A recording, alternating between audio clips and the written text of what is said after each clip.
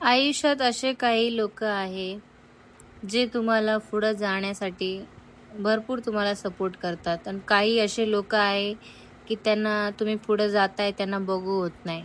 तर माझ्याही आयुष्यात असे काही लोक आहेत, जे मला खूप सपोर्ट करतात आणि काही लोक असे पण आहेत, की त्यांना हे सगळ्या गोष्टी पटत नाही, की किंवा त्यांना हे सगळ्या गोष्टी आवडत नाही. तर माझ्याही आयुष्यात असे बरेच लोक आहे, जे मी करते त्यांना आवडत नाहीये. तर सुरू करूया आपला मिनी ब्लॉग. तर माझा आज फर्स्ट ब्लॉग आहे. मी तुम्हाला दाखवणार आहे माझी डेली रुटीन, की मी 2-3 दिवसापासून बाहेर गेले होते, कारण माझा बर्थडे सेलिब्रेट करायला आम्ही बाहेर आलो होतो. मग तिकडनं आल्यानंतर खूप असा पसारा पडला होता माझा. आणि सकाळी चाय नाश्ता करून वगैरे झाला होता. मग त्यानंतरनं 10-11 वाजता मग पेरू वगैरे कापून खाल्ला. मग त्यानंतरनं बॅग वगैरे आवरायची होती. बॅगेत खूपच घाण राडा पडला होता, म्हणून बॅग वगैरे आवरून घेतला. म्हणजे की धुवायचे कपडे वेगळे आणि धुतलेले कपडे वेगळे ठेवायचे होते. ते सगळं काढून घेतला. बॅग वगैरे भरून ठेवला होता. आणि असं वाटत होतं घरात, की म्हणजे किती दिवस झाला म्हणजे क्लीनिंग केली नाहीये असं वाटत होतं. एवढा घाण, एवढा राडा निघाला होता. तर मी झाडू वगैरे सगळं मारून घेतला हॉलमध्ये, किचनमध्ये. झाडू वगैरे सगळं मारून झाडू वगैरे सगळं झाल्यानंतर ना किचनमध्ये गेले. किचनमध्ये बघते तर काय एवढा पसारा पडलाय भांड्याचा. भांडे वगैरे घासायला काढला. त्याच्या अगोदर किचन वगैरे घासून घेतला, गॅस धुवून घेतला. ते सगळं झाल्यानंतर ना मग भांडे घासायचं होतं. भांडे वगैरे घासून घेतला. भांडे पण एवढे नव्हते, थोडेच होते, पण पसारा होता. ते सगळं घासून घेतला.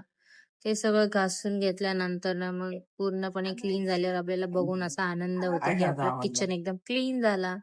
असं मलाही खूप आनंद झाला बघून, की मिनी आता सगळं काम झालं. मग त्यानंतर ना यांचा फोन आलाय, की मी जेवायला येतोय, स्वयंपाक करून ठेव. मग काय आता बनवायचा होता, काय बनवावं असा विचार केला. मग परत विचार केला, लाईटली काहीतरी बनवून घेऊया. मग तांदूळ वगैरे धुवून लावला शिजवायला. भात झाल्यानंतर ना मग एका साईडला मसाला भाजून घेतला. कारण बनवायची होती अंडा करी. अंडा करी बनवायची होती म्हणून एका साईडला मसाला वगैरे भाजून घेतला. मग मग काय अंडे वगैरे बॉईल करायला ठेवला. अंडे वगैरे बॉईल करायला ठेवल्यावर मग नंतर परत यांचा कॉल आला, मला उशीर होणार आहे. जर तुला भूक लागली असेल तर जेवून घे. मग असा मला कॉल आल्यानंतर ना मग मी विचार केला 3 वाजलेत. कशाला एवढी वेट करायचं मग? म्हणून विचार केला जेवून घेऊया आपण पटापट. मग एका साईडला अंडे बॉईल करायला ठेवून थोडा वेळ टाइमपास केला. टीव्ही वगैरे बघितला जेव्हापर्यंत अंडे बॉईल होतं. अंडे बॉईल झाल्यानंतर मग मसाला वगैरे वाटून झाल्यानंतर ना मस्तपैकी मसाला फोडणी टाकला. मस्तपैकी हळद, मीठ, तिखट आणि एव्हरेस्ट चिकन मसाला ते टाकून मग मस्तपैकी अंडा फोडणीला दिला. अंड्याची ग्रेव्ही करायची होती म्हणून म्हणजे एवढं पातळ पण नाही, म्हणजे अशी गट्टाच ग्रेव्ही होती. अशी ग्रेव्ही बनवून घेतली. आणि त्याला उकळू आल्यानंतर ना मग मला भूक लागली होती. मग काय घेतला ताट आणि वाढून घेतला भात.